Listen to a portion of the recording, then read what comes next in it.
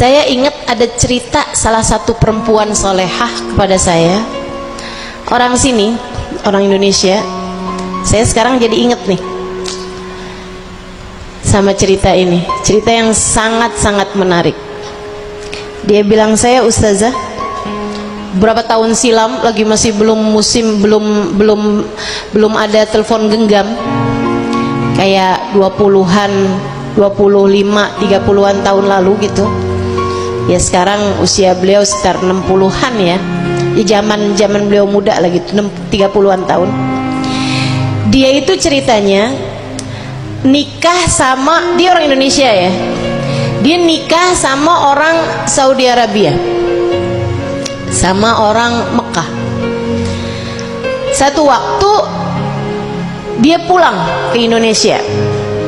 Habis pulang ke Indonesia, karena memang suaminya di sana, dia kemudian berangkat lagi ke sana. Nyampe di sana, dia masuk ke apartemennya, gitu kan? Tahu-tahu dia dapat surat dari suaminya. Suaminya menyatakan kepada dia bahwa suaminya menceraikan dia. Jadi sekarang dia nih harus menjalani iddah sebatang kara sendirian di negeri orang, di apartemen. Memang mereka kan tinggalnya kan di apartemen semua tuh di sana ya, rumahnya rumah tingkat ke atas. Jadi dia pun tinggal sendirian di apartemennya.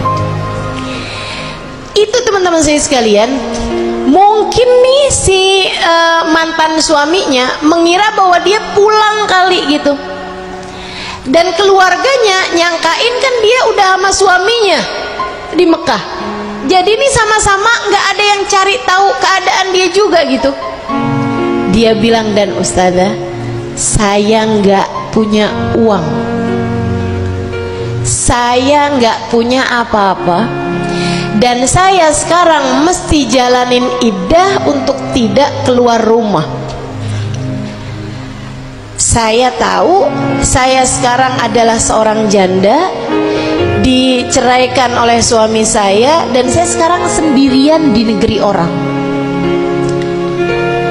Dia bilang, saya sempat galau, nangis-nangis, tapi habis itu saya mikir, ya Allah, orang bisa meninggalkan saya, tapi saya tahu Engkau tak akan pernah meninggalkan saya. Orang tua saya nggak tahu saya sekarang ada di mana. Mereka, keluarga saya di Indonesia, nyangkain saya bersama suami saya. Suami saya mantan ya, dia nyangkain saya pulang kembali ke negeri saya. Dia bilang, sekarang ini saya sendirian, akan tetapi saya tahu ya Allah, Engkau tahu keberadaan saya.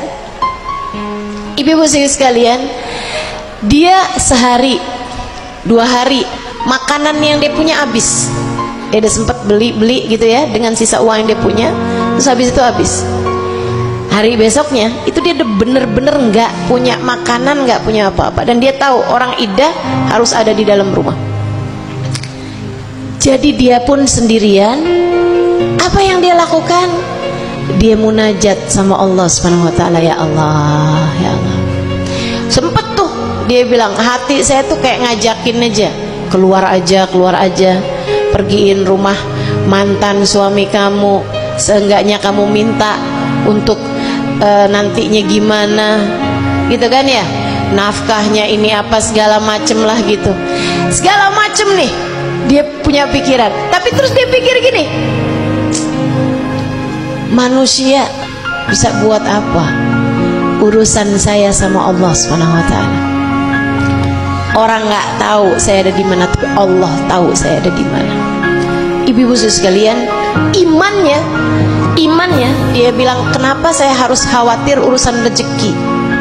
urusan makanan saya di dalam rahim ibu saya aja Allah datengin kok rezeki saya, betul gak? Dia bilang, saya pun mulai, saya bilang, ya Allah, ya Allah, ya Allah, saya zikir, saya sholawatan, saya sibuk-sibuk sendiri aja, saya bersih-bersihin apartemen saya mandi, saya udah saya kerjain aja apa yang mesti saya kerjain.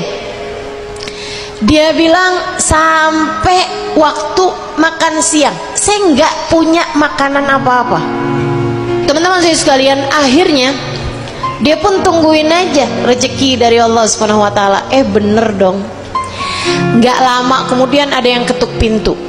Dia ngintip dari, ada tuh biasanya kalau di apartemen atau hotel suka ada lobang, bisa ya, itu dari dalam bisa ngelihat yang di luar nggak bisa ngelihat yang di dalam.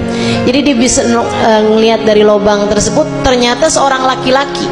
Dia nggak mau dong bukain.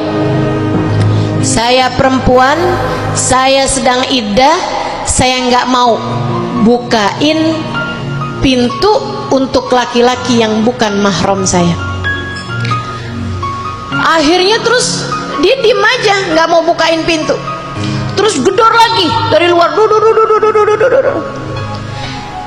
dia nggak mau bukain pintu. Dari yang asalnya ketuk gitu ya, dia nggak bukain pintu. Akhirnya orang tersebut ngedor gitu, yang di luar itu. Dia tetap nggak mau bukain pintu. Saya nggak mau ngerjain sesuatu yang nggak dihalalkan sama Allah. Saya mau menjaga diri, saya nggak mau ketemu sama laki-laki yang bukan mahram saya. Itu padahal udah lapar, teman-teman. Dia bilang, yang ngasih rezeki saya Allah, saya nggak mau urusan-urusan sama manusia, saya mau Allah aja. Jadi sekalian saya muliakan. Habis itu dia masuk lagi ke dalam, dia sholawatan apa segala macam gitu. Tahu-taunya orang tadi tuh gedor lagi, dia nggak bukain pintu. Akhirnya ada surat masuk ke bawah pintu itu ya, ada surat masuk. Dia pun buka surat tersebut, isi suratnya kayak begini nih. Maafkan saya, tapi saya ini adalah seseorang yang tinggal di atas apartemen kamu. Dia bilang, saya beberapa waktu yang lalu bernadar, kalau urusan saya yang ini tuh bagus, berhasil gitu ya, dia ada satu project atau apa gitu, dia bilang kalau urusan saya ini berhasil, saya akan ngasih orang di bawah apartemen saya senilai sekian juta gitu.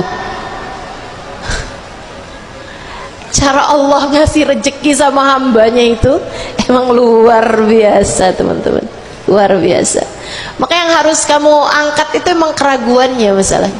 Dia bilang, dan tadi malam kemarin dia bilang, ini usaha saya ini mendapatkan hasilnya, jadi hari ini saya melaksanakan nadar saya tersebut. Bukalah pintunya, saya tahu mungkin kamu adalah seorang perempuan yang tidak mau berjumpa dengan laki-laki.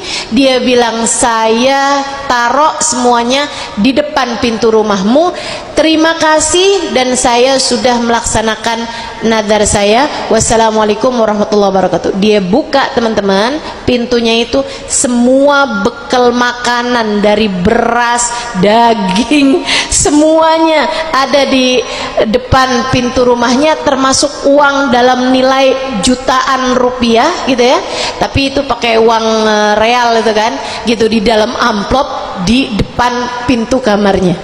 Maka kata para ulama, jika bahkan kamu nggak tahu alamat rezekimu, tenang aja, rezekimu tahu alamatmu, nggak akan pernah tertukar, tidak akan pernah salah alamat, tidak akan pernah nyasar.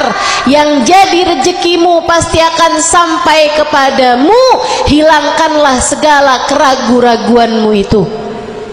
Teman-teman sekalian, jangan ragu-ragu urusan rezeki, jangan ragu-ragu urusan rezeki. Nilaimu ada pada keimananmu kepada Allah. Yakinlah saja bahwa Allah Subhanahu wa ta'ala adalah sang pemberi.